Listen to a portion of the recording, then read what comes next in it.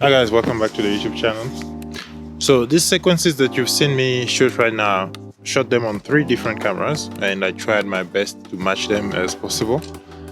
And obviously that's impossible, to be honest. I'm not a colorist, I'm not a professional color grader, I'm more of a cinematographer because I was chasing the beautiful light. It's pretty much sunset. Going to sunset, what time is it? Yeah, and I'm shooting it outside. As you can hear, there are a lot of rumble.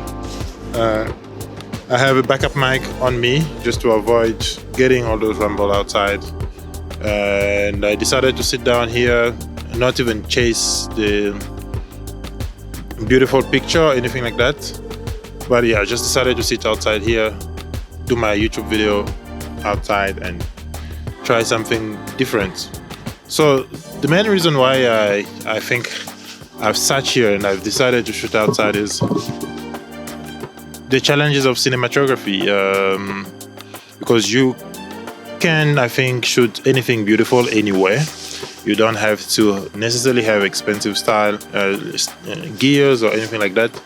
More so, what you need is to sharpen your skills, and that's literally what I'm trying to give myself as a challenge lately. Trying to become a better cinematographer, trying to shoot a little bit more because I have the gears and I'm not shooting. That is one thing that I've noticed. I have had the gears. I was shooting the talking head on YouTube, but I was not really shooting anything that would say, oh, okay, I'm a cinematographer. I can create beautiful stuff. And one thing that I also noticed is it's beautiful sometimes to shoot on the shadow side. These are some of the things that I think I need to put. So there's 3 things that just I learned from this. Your focal length matter. So we have a wide angle shot here, kind of an introduction shot here, and then I've tightened them as I got closer. So the camera that I used my that was for comparison sake as well as was just exercising sake. I used my Fuji X-T20 I shot it on f-log. I used my Canon 800D, I shot on Cine style, and I used my G5X. That was just like a added bonus because I wanted to have something a little different, right? So, and that one I shot on a relatively flat profile. You just work with decreased contrast, you decrease saturation, but I know the footage there doesn't really hold up a lot. So I wanted to challenge myself to shoot on 3 drastic different budget level and then see how much I can push the image. I'm hoping to get an XS20 anytime soon. That will also allow me to test f-log 2 as well as the 10-bit color the 10-bit color video codec. So that is something I'm super excited about, and I'm actually even considering that camera for one of my future next cameras in terms of what I can have for my production and anything.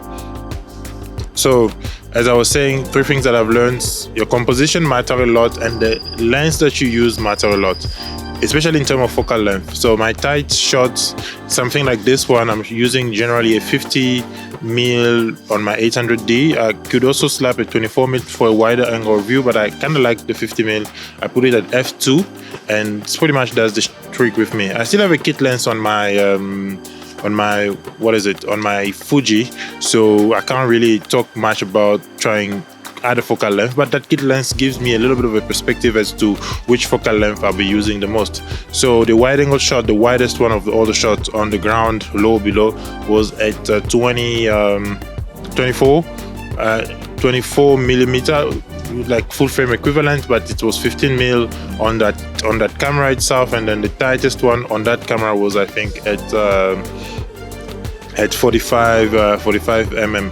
So unfortunately that camera doesn't have a flip out screen, a bit like the Canon that we all know. So I was a little stuck as to pretty much just guessing my framing here. So that's why my head is cut on this particular first frame. But yeah, we live and we learn, or we learn and we live. So that's not really a big mistake. I think it can be apologized here on YouTube because it's nothing commercial and nothing I have been paid to do. So framing is very important. Lighting is very important. So right now I'm being lit by the sun, and it's going through a tree. this is one thing that I never considered that I'll really be particularly loving in my setup. I always wanted the best view outside of my terrace out here, but now I'm pretty much grateful that this tree is right here, especially at this time, because it allows me to hide the sun behind me and act like a diffusion or something that looks pretty beautiful. If you see my reflection there, so it's very creative. So lighting is something, unfortunately, when you're shooting outside, it's something you can't control. So you make the most of it. Now that I'm outside, it's pretty cold. It's actually the winter here in South Africa, if you don't know. So it's just, I can't control the sun. So what I can find is pockets of lights that makes the image looks very beautiful. And then but I only have like this much window because the sun goes up and down, or goes down now because it's later during the day. So lighting is something important and something that I think all cinematographer will tell you, and I think I also personally fell into that trap where I needed to buy the gears without really focusing on light.